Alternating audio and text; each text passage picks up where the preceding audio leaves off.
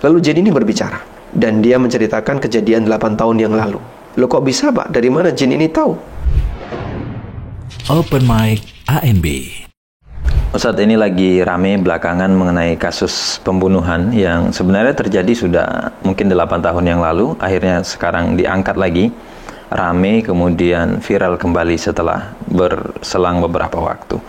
Tapi yang menarik, Ustadz, katanya gitu ya, jadi dari berita yang beredar itu, ini muncul karena ada yang bersaksi. Jadi ada temannya korban atau orang dekatnya korban yang katanya kesurupan dan dirasuki oleh roh dari korban itu sendiri. Dan sebenarnya benar nggak bahwa yang masuk ke tubuhnya si teman korban atau kerabat saksi korban ini, yang mungkin dia tadi menjadi saksi, adalah roh dari yang terbunuh itu, Ustaz? Jadi mungkin nggak kayak misalkan ada kasus yang lain mungkinnya selain pembunuhan dan semisal, akhirnya dia bersaksi karena dulu saat hidup dia nggak bisa bicara, sudah kadung kebunuh, lalu masuklah dia ke tubuh orang lain sekitar yang bisa mengungkapkan, tolong sampaikan ke warga, tolong sampaikan ke Pak Polisi bahwa saya adalah roh asli dari yang dibunuh, cerita kronologinya seperti ini. Karena kan kalau nggak ada CCTV, nggak ada yang bisa menyaksikan, siapa yang bisa bicara? Akhirnya kan roh itu yang menyampaikan sendiri. Benar nggak, Ustaz, kira-kira seperti itu? Kejadian ini pernah ada di masa Nabi Musa alaihissalam. Ketika ada pembunuhan, kemudian mereka saling menuduh siapa yang membunuh orang ini. Lalu mereka bertanya kepada Nabi Musa, bagaimana solusinya dan siapa pembunuh orang ini. Akhirnya Musa mendapatkan wahyu dari Allah, innallaha ya'murukum an tadbahu baqarah. Sesungguhnya Allah perintahkan kalian untuk menyembelih sapi. Nah, mereka menyangka Musa ini guyon. Qalu atattakhiduna huzwa. Maka mereka mengatakan, wahai Musa, apakah kau mau guyon dengan kami? Ditanya serius kok, kenapa jawabnya kayak gitu? Ya, mau meremehkan kami, bersenda gurau dengan kami. Kemudian Musa mengatakan, qala inni a'udzubillahi an akuna minal jahilin. Aku berlindung kepada Allah, jangan sampai jadi bagian dari orang bodoh. Sampai akhirnya mereka menyembelih sapi dengan banyak pertanyaan seperti yang diceritakan di surat Al-Baqarah. Hingga bagian akhir Musa memerintahkan, faqul nadribuhu bi ba'diha kadzalika yuhyillahul mauta. Kemudian Musa perintahkan, pukulkan sebagian dari sapi yang kau sembelih tadi ke mayat. Demikianlah Allah menghidupkan makhluk yang mati. Seketika itu orang yang mati tadi bisa hidup. Lalu dia bicara dan mengatakan siapa pembunuhnya. Setelah itu dia mati lagi. Dan kejadian ini terjadi di masa Nabi Musa, dan perlu kita garis bawahi, ini mukjizat yang tidak bisa ditiru. Maka tidak ada kejadian-kejadian yang serupa yang dilakukan oleh Bani Israel, sehingga mereka tidak bisa meniru pasca Musa meninggal. Kemudian kalau ada orang yang meninggal karena kasus pembunuhan, nyembelih sapi, dipukulkan, kemudian dia hidup, nggak berlaku lagi. Sebab itu sifatnya mukjizat. Kemudian bagaimana dengan roh yang hadir? Jawabannya mustahil. Sebab orang yang sudah meninggal, dia berada di alam barzah. Dan ketika dia sudah berada di alam barzah, maka dia tidak akan kembali lagi ke dunia. Sebagaimana yang Allah tegaskan di surat Al-Mu'minun, Allah Subhanahu wa taala berfirman, hatta idza jaa ahadahumul mautu qala rabbirji'un la'alli a'malu salihan fima taraktu kalla innaha kalimatun huwa qailuha wa min waraihim barzakhun ila yaumi yub'atsun. Sampai ketika datang kepada mereka kematian, mereka mengatakan, qala rabbirji'un, ya Allah, kembalikanlah aku ke muka bumi, kembalikan aku ke dunia. La'alli a'malu salihan, tujuan dia adalah agar aku bisa beramal soleh.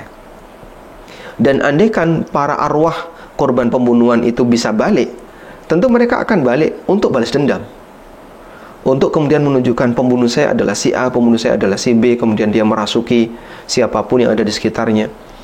Ada banyak sekali pembunuhan yang pelakunya tidak pernah ketangkap. Sampai pada kasus Sambo misalnya, siapa pembunuh salah satu brigadir itu, saya agak lupa namanya, dan dia tidak didatangkan rohnya, atau dia tidak datang sendiri rohnya. Andai kan itu bisa, nggak perlu pengadilan sepanjang sekian bulan, bahkan sampai makan waktu tahunan untuk hanya memastikan siapa pembunuhnya. Baik, maka di posisi ini nggak benar kalau ada keyakinan bahwa roh bisa balik lalu menceritakan kejadian yang sebenarnya. Karena Allah mengatakan, kalla innaha kalimatun huwa qailuha, tidak akan mungkin, itu adalah pernyataan yang dia saja yang mengucapkannya. Wa mi waraihim barzakhun ila yaumi yub'atsun, di belakang mereka ada barzakh sampai hari kiamat, sehingga arwah tidak akan bisa kembali, karena barzakh ini menjadi pembatas. Allah Ta'ala berfirman, marajal bahraini yaltaqiyan bainahuma barzakhun la yabghiyan.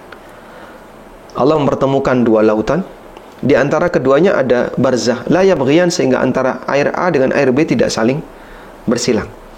Demikianlah posisi barzakh. Karena itu gak ada ceritanya arwah bisa balik kemudian merasuki ke jasad orang yang masih hidup, kemudian dia bicara tentang siapa pembunuhnya. Kalau itu bukan roh, Ustaz, ya, berarti kan muncul pertanyaan lain. Lalu itu siapa itu, Ustaz, yang bicara atau yang merasuki, dan apakah memang dia memiliki kapasitas untuk memberikan laporan atau reportase gitu ya? Barangkali kan mungkin dia punya kamera atau bagaimana. Ini kan dia memberikan laporan tentang kejadian. Bisa nggak kita terima itu, Ustaz, statementnya, beritanya atau pernyataannya? Karena kadang kan untuk level manusia saja gitu ya, level manusia kita kalau ada yang ngasih berita, ngasih kabar, kita masih bertanya-tanya, benar nggak sih gitu loh, apa yang dia sampaikan, apa yang dia ceritakan. Bagaimana dengan sesuatu yang tadi kita nggak tahu, ini siapa sebenarnya? Jadi orang ini bicara atas nama korban. Gitu. Nah, kita kan nggak tahu dia berbicara, yang mengendalikan dia siapa, karena posisi dia tidak bisa mengendalikan dirinya gitu. Nah, ini siapa sebenarnya? Kemungkinan yang paling besar adalah jika betul orang ini kerasukan, itu jin. Jin masuk ke dalam jasadnya, sebagaimana kasus kerasukan pada umumnya. Lalu jin ini berbicara, dan dia menceritakan kejadian 8 tahun yang lalu. Loh, kok bisa, Pak? Dari mana jin ini tahu? Jin bisa melihat kejadian di dunia nyata seperti yang kita alami. Jin bisa melihat saya, bisa melihat Anda, bisa melihat siapapun. Sehingga posisi jin dalam hal ini melihat kejadian nyata. Kita nggak bisa melihat mereka.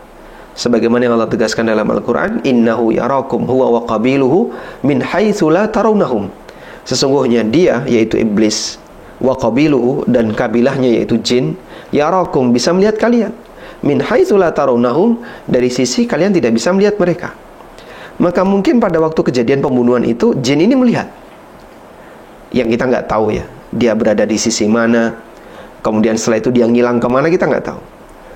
Kemudian setelah 8 tahun dia berkeinginan untuk merasuki ke jasad orang lain, terus ngomong tentang itu, cerita tentang itu, mungkin saja.